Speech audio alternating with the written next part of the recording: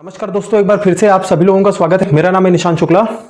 पेशे से एक इंजीनियर और साथ में करता हूं ट्रेडिंग और आप लोगों को सिखाता हूं ट्रेडिंग कैसे करते हैं, ट्रेडिंग से जुड़ी हुई कुछ बारीकियों के बारे में। तो दोस्तों आज का जो हमारा टॉपिक होने वाला है दोस्तों, बहुत ही ज्यादा इंपॉर्टेंट टॉपिक है, खासकर एक बिगिनर के पॉइंट ऑफ व्यू से। आज की इस टॉपिक में हम सीखने वाले हैं कि इक्विटी ट्रेडिंग और ऑप्शन ट्रेडिंग में क्या फर्क होता है, दोनों को काम करने का तरीका क्या होता है, दोनों में किस हिसाब से या किस प्रकार से ट्रेडिंग की जाती है, और ऑप्शन ट्रेडिंग को रिस्की क्यों बोला जाता है और इक्विटी ट्रेडिंग या स्टॉक ट्रेडिंग को सेफ क्यों बोला जाता है। तो आज हम सभी इसी विषय पे बात करने वाले हैं दोस्तों। अगर अभी तक आपने हमारे चैनल को सब्सक्राइब नहीं किया है तो प्लीज हमारे चैनल को सब्सक्राइब करें। अगर आज की हमारी वीडियो आपको पसंद आए तो हमारे वीडियो को एक लाइक करें और अपने दोस्तों के साथ में आज की वीडियो को शेयर करें अगर आपको लगता है कि आज की वीडियो इन्फॉर्मेटिव है, जो कि आपके और आपके दोस्तों के काम की है। तो दोस्तों चलिए वीडियो को चल के सीधा स्टार्ट करते हैं। तो दोस्तों हम आ चुके हैं सीधा व्हाइट बोर्ड के ऊपर में, और जैसे कि आप देख सकते हैं यहाँ पे लिखा हुआ है difference between equity trading and option trading, जो कि आज का हमारा टॉपिक है। तो हम समझेंगे कि इक्विटी और ऑप्शन ट्रेडिंग जो है वो क्या होता है। तो दोस्तों मैं सिंपल तरीके में बता देता हूँ। देखिए इक्विटी ट्रेड जो होता है, इक्विटी ट्रेडिंग मैं यहाँ लिख देता हूँ, इक्विटी ट्रेडिंग, इसमें जो दोस्तों होता है ना, हम किसी भी कंपनी के स्टॉक को खरीदते हैं, ठीक है, किसी भी कंपनी के स्टॉक को खरीदते हैं, ठीक है। इसमें स्टॉक्स को खरीदा जाता है इक्विटी ट्रेडिंग के अंदर में। और नंबर 2 जो होता है ऑप्शंस ट्रेडिंग,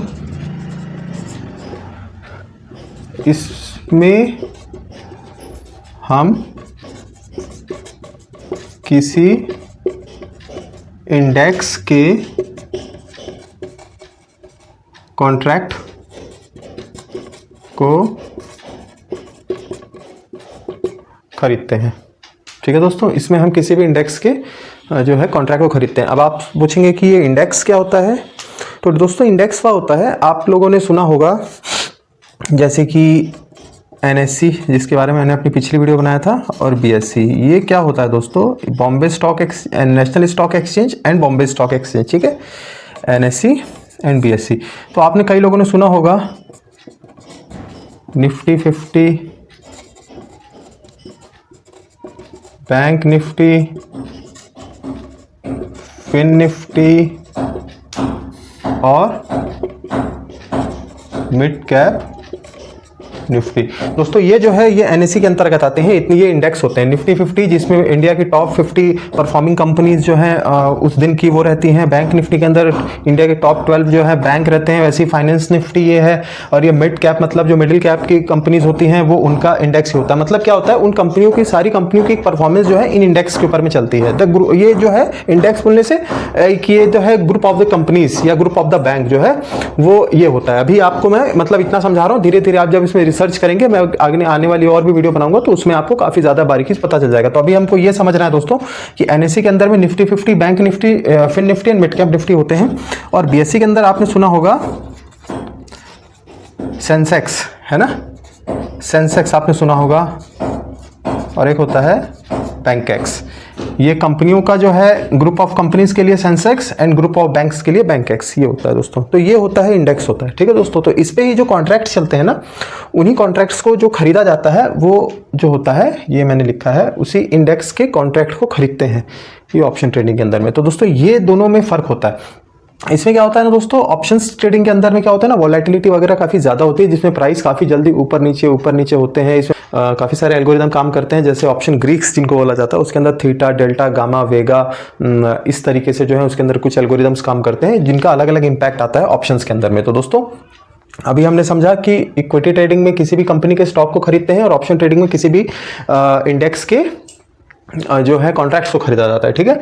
और इंडेक्स क्या होते हैं, एनएससी के अंतर्गत आते हैं Nifty 50, bank Nifty, Fin Nifty, mid cap Nifty, और बीएससी के अंतर्गत आता है सेंसेक्स और बैंकेक्स। तो आप ये चीज नोट कर लीजिएगा। अभी मैं इसको बिगाड़ रहा हूं, उसके बाद में हम इसके अपने आगे वाले अगले टॉपिक जो है उसको स्टार्ट करते हैं। तो दोस्तों अब क्या होता है ना, देखिए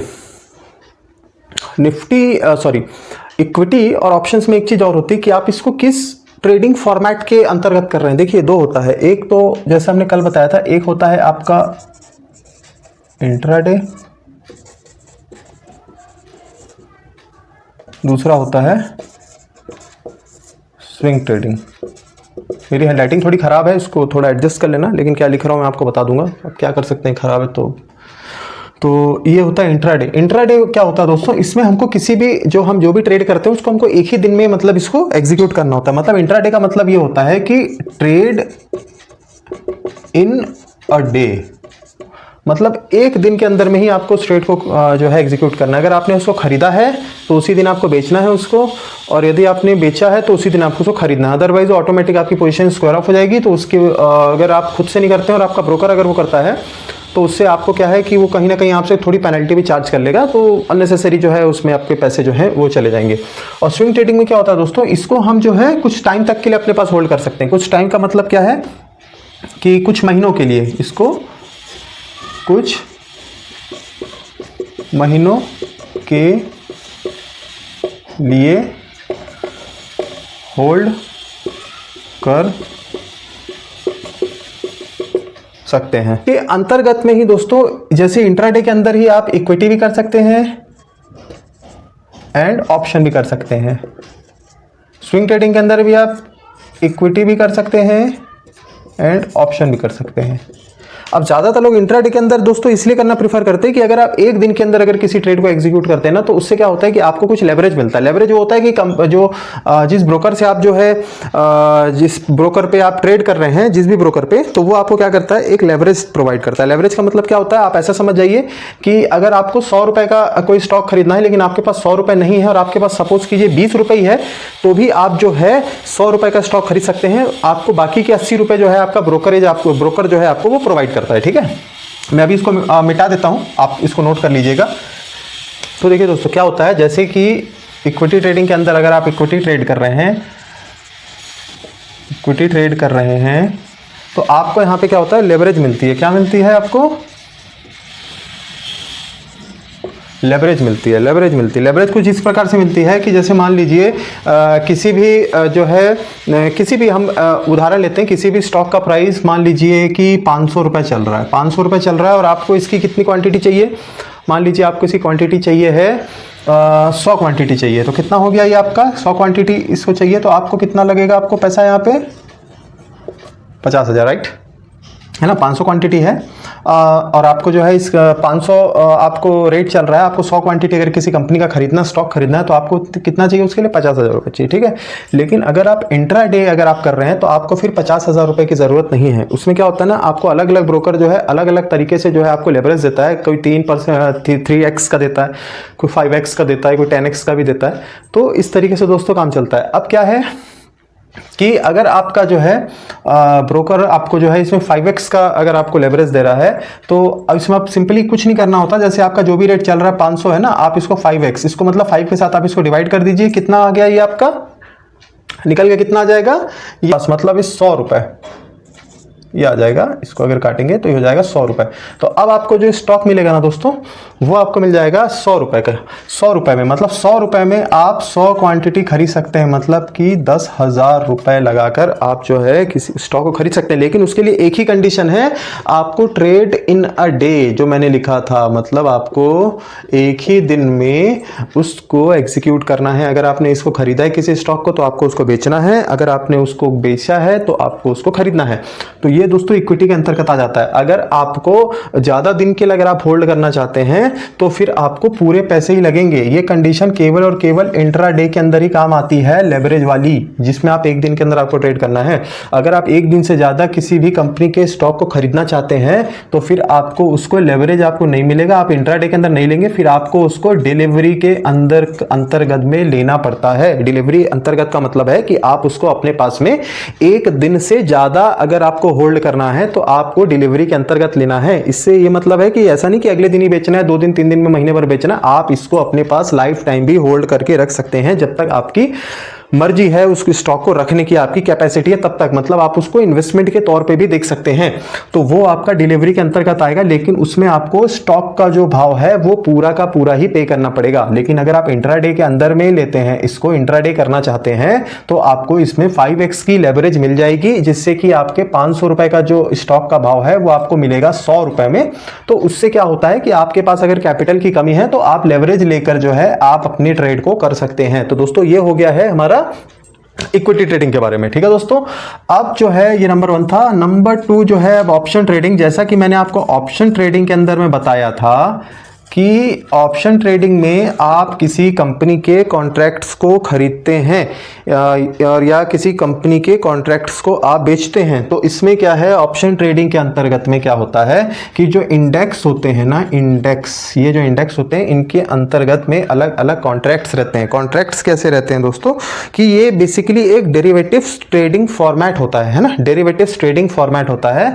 अगर आपको लगता है कि बाजार ऊपर जाएगा तो बहुत सारे कॉन्ट्रैक्ट्स होते हैं जो कि अलग अलग स्ट्राइक प्राइस पे होते हैं। जैसे आपको स्ट्राइक प्राइस दिखेंगे 25,900, 25,850, 25,800, मतलब 50-50 पॉइंट के इंटरवल पे आपको जो है ये ऐसे आपको अलग अलग कॉन्ट्रैक्ट्स दिखेंगे, है ना। तो इसमें क्या होता है, इसमें अलग अलग जो है स्ट्राइक प्राइस पे अलग अलग कॉन्ट्रैक्ट चलते रहते हैं। जैसे किसी का आपको रेट दिख रहा होगा 100 रुपये, किसी का होगा 90 रुपये, किसी का 70 रुपये, ये आपका हो गया। किसी का आपको यहाँ पे दिखेगा, आपको किसी का मान लीजिए 110 रुपये, किसी का 130 रुपये, किसी का 150 रुपये, ये होता है। इसमें क्या होता है, अगर आपको लगता है कि मार्केट ऊपर जाएगा, है ना, आपको लगता है कि मार्केट ऊपर जाएगा तो आप जो है कॉल साइड के किसी भी कॉन्ट्रैक्ट को खरीदते हैं। जैसे कि जो लेफ्ट साइड वाला हिस्सा होता है किसी भी उसमें ऑप्शन, अगर आप चेन, मैं आगे वाली वीडियो में बताऊंगा सब आपको, अभी आपको छोटा सा एक वो बता देता हूं कि जो लेफ्ट साइड का जो हिस्सा होता है स्ट्राइक प्राइस के, वो कॉल होता है, और जो राइट साइड का होता है दोस्तों वो पुट होता है। अगर आपको लगता है कि बाजार ऊपर जाएगा तो आप जो है कॉल साइड के आप जो है प्रीमियम्स को, सॉरी, कॉन्ट्रैक्ट्स को खरीदते हैं, और आपको लगता है कि बाजार जो है ये नीचे जाएगा तो आप जो है ये पुट साइड के कॉन्ट्रैक्ट्स को खरीदते हैं। दोस्तों बस इतना ही होता है इसमें। और इसके बारे में वैसे तो विषय बहुत ज़्यादा बड़ा है, बहुत ज़्यादा डेप्थ है इसके अंदर में। मैं एक वीडियो में तो ऑब्वियसली इसको बना के नहीं कवर कर पाऊंगा, लेकिन मैं अभी आपको ऑप्शंस और इक्विटी के अंदर में क्या फ़र्क होता है मैं केवल आपको उतना ही डिफ्रेंशिएट करके यहाँ पे बताना चाह रहा हूं। तो दोस्तों ये होता है ऑप्शंस। इसके अंदर में क्या होता है कि आपको अगर इंट्राडे के अंतर्गत भी, ये ऑप्शंस में भी आपको इंट्राडे करने का जो है मिलता है, और आपको इसमें स्विंग ट्रेडिंग अगर आप करना चाहते हैं तो किसी दूर के कॉन्ट्रैक्ट को अगर आप लेते हैं तो 1-1.5 महीने तक के लिए अपने पास उस कॉन्ट्रैक्ट को आप रख सकते हैं, है ना। तो अगर आप इंट्राडे करते हैं तो इसमें भी आपको किसी भी कॉन्ट्रैक्ट को अगर आपने खरीदा है तो उसी सेम डे में आपको उसको बेचना होगा। यदि आपने बेचा है तो सेम डे में उसको खरीदना होगा, ठीक है। इसके अंदर दोस्तों रिस्की इसलिए होता है कि ये बहुत ज्यादा वॉलेटाइल होता है। मतलब इसमें जो रेट है ना, वो जो कॉन्ट्रैक्ट्स के जो प्राइस हैं, जो उसके प्रीमियम बेसिकली होते हैं, वो बहुत तेजी से घटते हैं, बढ़ते हैं। तो वहां पे क्या होता है कि अगर आपका एक छोटा भी अगर आपने गलती कर दिया है तो आपकी कैपिटल वहां पे इतनी तेजी से खत्म होगी जिसके बारे में आप सोच नहीं सकते। लेकिन इक्विटी में क्या होता है, आप किसी स्टॉक को लेते हैं तो काफी धीरे धीरे मूवमेंट होती है। वहां पे क्या होता है ना कि आपकी वॉलेटिलिटी थोड़ी सी कम होती है, जिस वजह से आपको थोड़ा टाइम मिलता है। अगर आप एक बिगिनर है ना, तो मैं ये कहूंगा कि आपको हमेशा इक्विटी से चालू करना चाहिए और कम से कम 1-1.5 साल इस पे या 2 साल इस पे प्रैक्टिस करनी चाहिए, इस पे ही ट्रेड करना चाहिए। उसके बाद आपको जो है ऑप्शन ट्रेडिंग के अंतर्गत में आना है। तो दोस्तों आज की हमारी वीडियो में जो हमने समझा कि इक्विटी और ऑप्शन ट्रेडिंग क्या होती है, कैसे काम करती है, तो आज की वीडियो में बस इतना ही। और अब जो हम अपनी आने वाली वीडियो लाएंगे उसमें हम इन्हीं चीज़ों को थोड़ा सा और ज़्यादा डेप्थ के साथ में समझेंगे। और मैं कोशिश करूँगा कि ऑप्शन ट्रेडिंग, जो कि आज के समय हर कोई ऑप्शन ट्रेडिंग ही करना चाहता है, तो मैं ऑप्शन ट्रेडिंग के ऊपर में लगातार वीडियो लाता रहूँगा। लेकिन उसके अलावा भी अगर आपको इक्विटी ट्रेडिंग में, स्विंग ट्रेडिंग में, इन्वेस्टमेंट में, अगर किसी भी विषय पर अगर आपको चाहिए वीडियो, तो आप हमको कमेंट बॉक्स में सीधा कमेंट कीजिएगा। मैं उसी सब्जेक्ट पे या उसी टॉपिक पे मैं सीधा वीडियो को बना के आप लोगों तक पहुंचाने की कोशिश करूंगा। तो दोस्तों चलिए, आज का जो हमारा टॉपिक था अब यहीं पे खत्म होता है। तो दोस्तों मैं उम्मीद करता हूं कि आज की जो वीडियो है जिसमें हमने समझा कि इक्विटी ट्रेडिंग और ऑप्शन ट्रेडिंग में क्या फर्क होता है, दोनों कैसे काम करती है, आपको पसंद आई होगी। अगर आज की वीडियो आपको पसंद आई तो प्लीज हमारे वीडियो को एक लाइक करें। अगर अभी तक आप हमारे चैनल को सब्सक्राइब नहीं किया है और आप पहली बार हमारे वीडियो को देख रहे हैं तो हमारे चैनल को सब्सक्राइब करें। अगर आज की वीडियो आपको लगती है कि काम की है आपके और आपके दोस्तों के, तो अपने दोस्तों के साथ में शेयर करें और हमको अपना सपोर्ट जो है दिखाते रहें। तो दोस्तों मिलते हैं एक ऑप्शन ट्रेडिंग लर्निंग की नई वीडियो के साथ में। तब तक के लिए मैं आपसे आज्ञा चाहता हूं। नमस्कार।